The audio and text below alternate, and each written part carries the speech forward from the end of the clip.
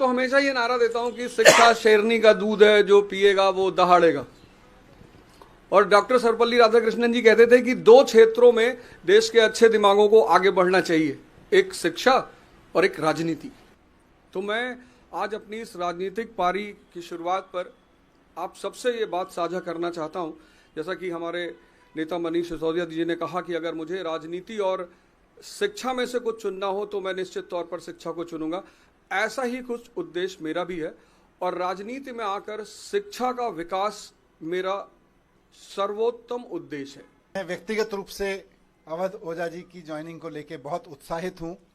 मेरे लिए व्यक्तिगत रूप से बहुत बड़ा दिन है, मैं ऐसा समझता हूं, क्योंकि मैंने खुद अपना जीवन शिक्षा को समर्पित कर रखा है। अगर मेरे सामने कोई ऑप्शन हो कि राजनीति को चुनना है या शिक्षा को चुनना है, तो शायद मैं शिक्षा पर काम करते हुए आगे निकल जाऊंगा राजनीति की जगह। वही जज्बा, वही समर्पण शिक्षा को लेके, और अभी तक की पूरी जिंदगी में वही काम मैंने अवध ओझा जी का देखा है। करोड़ों युवाओं को न सिर्फ प्रेरित किया है, बल्कि अपने काम से उन्होंने उनकी ज़िंदगी बदली है। और उसके अलावा भी जिस तरह का काम उन्होंने ऑनलाइन माध्यम का इस्तेमाल करते हुए किया है, तो वे एक बहुत बड़े शिक्षक हैं। आज आम आदमी पार्टी ज्वाइन कर रहे हैं। मैं उम्मीद करता हूं कि उनकी ज्वाइनिंग से हम सब बहुत एनरिच होंगे, देश का शिक्षा तंत्र बहुत मजबूत बनेगा।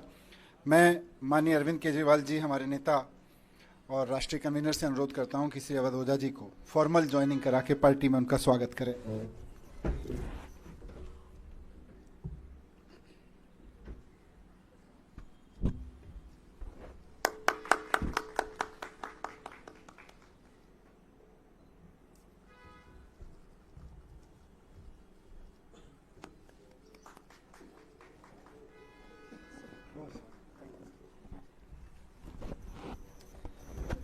मैं अब सर से अनुरोध करूंगा कि दो शब्द इस अवसर पर कहें।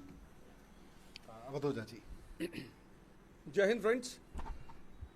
सबसे पहले मैं आम आदमी पार्टी और आम आदमी पार्टी के सर प्रमुख अरविंद केजरीवाल जी, मनीष सिसोदिया जी, सबको सहृदय से धन्यवाद देता हूं कि उन्होंने मुझे राजनीति में आकर शिक्षा के लिए काम करने का अवसर दिया है।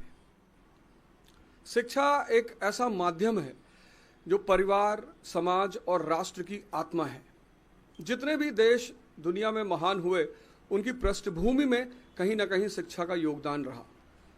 तो मैं आज अपनी इस राजनीतिक पारी की शुरुआत पर आप सबसे ये बात साझा करना चाहता हूं, जैसा कि हमारे नेता मनीष सिसोदिया जी ने कहा कि अगर मुझे राजनीति और शिक्षा में से कुछ चुनना हो तो मैं निश्चित तौर पर शिक्षा को चुनूंगा।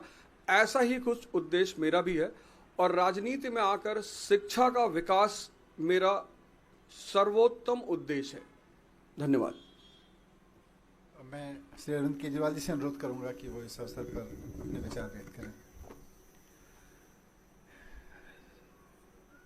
अवध ओझा जी शिक्षा के क्षेत्र में इस देश का जाना माना नाम है, जिन्होंने लाखों करोड़ों युवाओं को, बच्चों को शिक्षा दी, रोज़गार के लिए तैयार किया, प्रेरणा दी।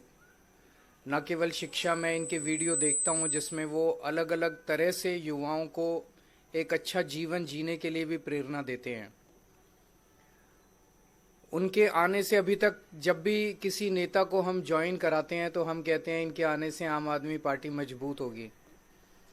आज अवध ओझा जी के लिए मैं कहना चाहता हूं कि इनके आने से देश में शिक्षा मजबूत होगी, क्योंकि आम आदमी पार्टी शिक्षा के क्षेत्र में सबसे ज़्यादा काम कर रही है। और आम आदमी पार्टी के ज़रिए जब ये शिक्षा में काम करेंगे तो देश की शिक्षा मजबूत होगी।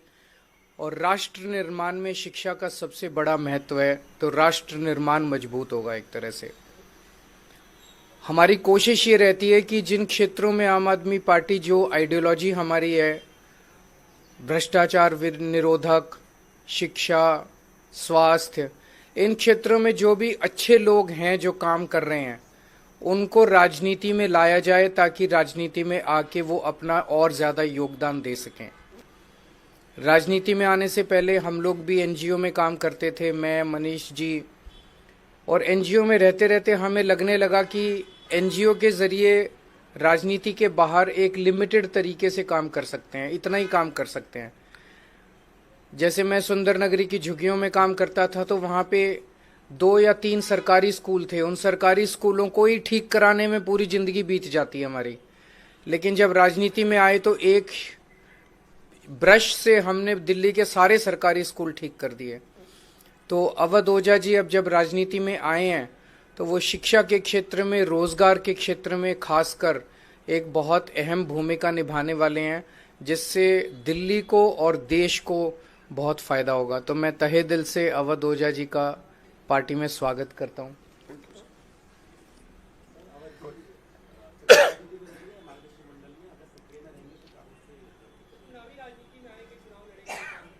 अब तो मैं पार्टी का हिस्सा हूं, तो पार्टी जो भी आदेश करेगी मैं वही करूंगा।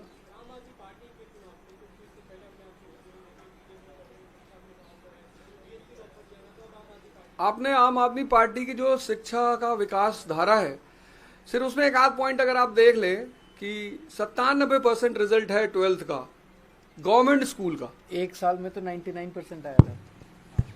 एक साल में 99%। 2015 में सिर्फ 15 लड़कों ने, गवर्नमेंट स्कूल के लड़कों ने IIT मेंस क्वालिफाई किया था। इस बार 783। और मेरा यही कहना है, मैं तो हमेशा ये नारा देता हूं कि शिक्षा शेरनी का दूध है, जो पिएगा वो दहाड़ेगा। और डॉक्टर सर्वपल्ली राधाकृष्णन जी कहते थे कि 2 क्षेत्रों में देश के अच्छे दिमागों को आगे बढ़ना चाहिए, एक शिक्षा और एक राजनीति।